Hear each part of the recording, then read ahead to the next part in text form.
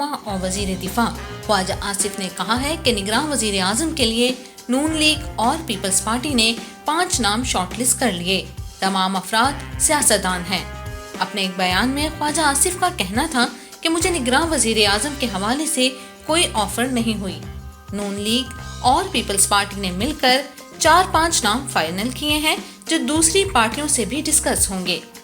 نگراں وزیر اعظم کا نام 1 ہفتے میں فائنل ہو جائے گا۔ حتمی فیصلہ اتحادی جماعتوں کی قیادت کرے گی۔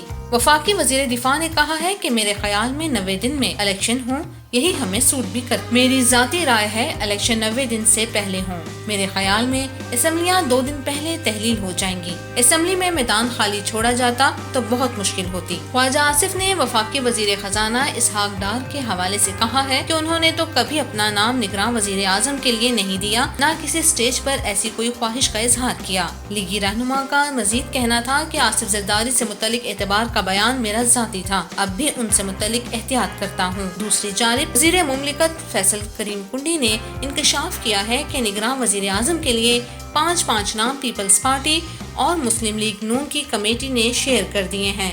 ترجمان پیپلز پارٹی فیصل کریم کنڈی نے کہا کہ نگراں وزیر اعظم کے اختیارات میں اضافے کے حوالے سے بل نون لیگ براہ راست پارلیمنٹ میں لائی، ہمیں اعتماد میں نہیں لیا گیا، جس کی وجہ سے رضا ربانی نے احتجاجاً واک آؤٹ کیا۔ پیپلز پارٹی نگراں حکومت کو منتخب حکومت جیسے اختیارات دینے کے حق میں نہیں۔